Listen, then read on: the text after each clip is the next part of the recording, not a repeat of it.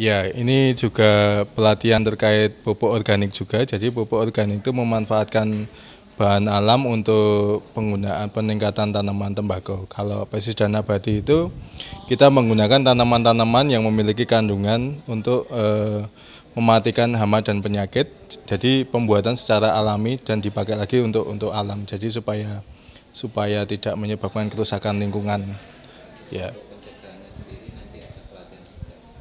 Ya, ini untuk pelatihannya ada pembuatan bahan-bahan apa yang dipakai untuk baik pupuk organik maupun pestisida nabati yang apa saja yang bisa dipakai dan dimanfaatkan untuk petani. Harapannya bisa untuk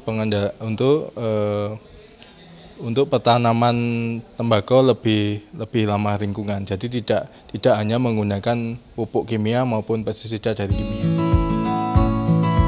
Menggapai jalan petani maju, cerdas, dan modern agar bisa menjadi petani tembakau handal. Melalui kegiatan kali ini, peserta juga diberikan pelatihan pembuatan pestisida nabati dengan narasumber Balai Penelitian Tanaman Pemanis dan Serat Malang, masing-masing Insinyur Jayadi, Insinyur Teger, dan Heri Prabowo.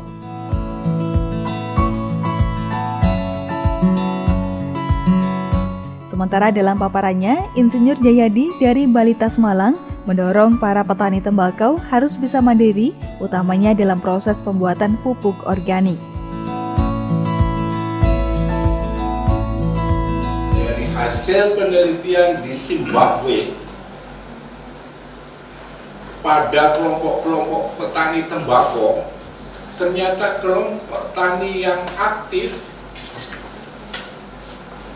tergambarkan oleh kesejahteraan petani tembakonya yang lebih baik daripada kelompok-kelompok tani yang tidak aktif.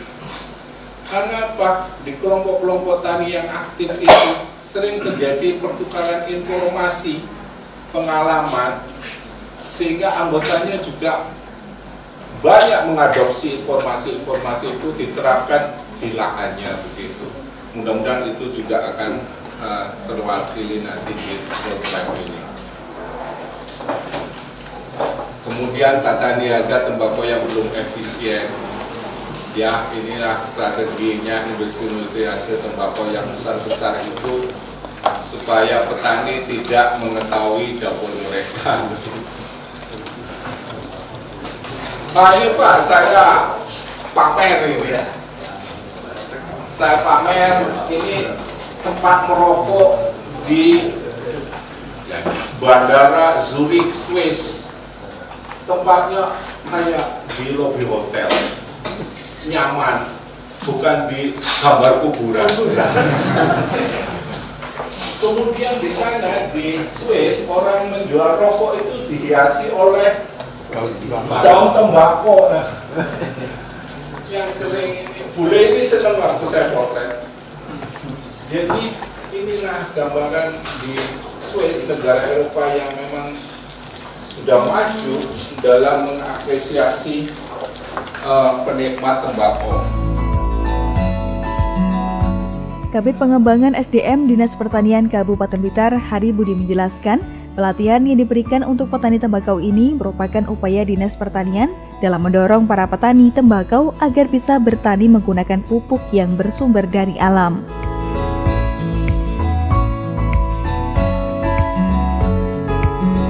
Pestisida nabati dalam hal ini kita nanti petani akan kita latih menggunakan mengendalikan hama penyakit tanaman tembakonya dengan memanfaatkan bahan-bahan yang ada di lingkungan beliau. Jadi istilahnya kita mengembangkan agensi hayati, itu ada yang menggunakan salah satunya pengembangan trichoderma. Nah, trichoderma itu nanti kalau dikembangkan, disemprotkan pada tanaman mengenai hama, itu hamanya akan terkena jamur itu, jamur trichoderma, dan lambat laun hama itu akan terkendali, akan mati.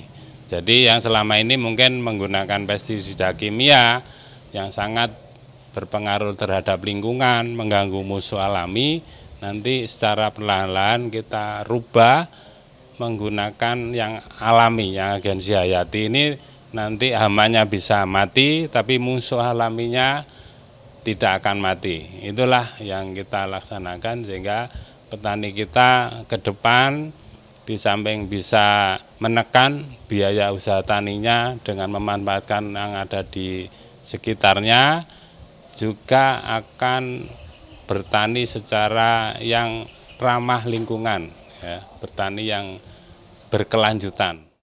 Jadi kalau produktivitasnya rendah seperti di lahan kering, pegunungan itu sulit air, produktivitasnya tinggi. Apa itu? Rupiahnya itu tinggi, Pak. Harganya lebih mahal. Produksi rendah, harga mahal. Sebaiknya di lahan sawah produktivitasnya agak tinggi, di atas 1 ton. Itu nilainya lebih rendah daripada lahan kering. Kita masih impor 100 sekitar, ya itu rata-rata dari 145.000 ton lah prosok per tahun. Jadi kita masih impor dari NRC, dari Australia, dan dari negara lain sekitar sekian ini, Pak. Hampir menyamai produktivitas dalam negeri. Jadi sebetulnya peluang usaha di bidang tanaman tembakau itu masih sangat luas karena kita masih impor sebanyak itu tembakau, dan akhirnya berdulu di rokok maupun tembakau lintingan itu bisa menyerap 10,35 juta tenaga kerja dari petani, tengkulak, pengusaha di bidang transportasi maupun buruh-buruh rokok dan lain-lain, itu hampir 11 juta tenaga kerja.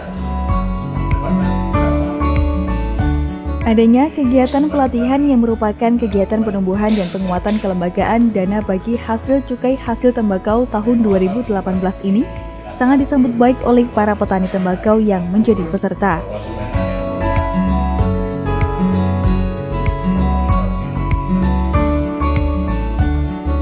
Jadi dengan ada acara seperti pelatihan pembuatan pestisida nabati, pupuk serta pestisida nabati ini sangat dibutuhkan oleh anggota atau pertanian tembakau. Sebab untuk menambah pengalaman, untuk meningkatkan taraf hidup dalam pertanian tembakau. Bahwa pembuatan pupuk itu sangat penting karena untuk mengurangi pembuatan pupuk-pupuk dari kimia, ya tak? Itu sangat penting sekali. Dan untuk menunjang adanya inovasi-inovasi dalam pertanian tembakau, gitu, Mas. Saya kira itu, jadi tujuan kita hari ini adalah meningkatkan SDM, sumber daya manusia petani tembakau, agar lebih terampil, lebih hemat biaya, dan bisa meningkatkan pendapatannya. Saya kira itu.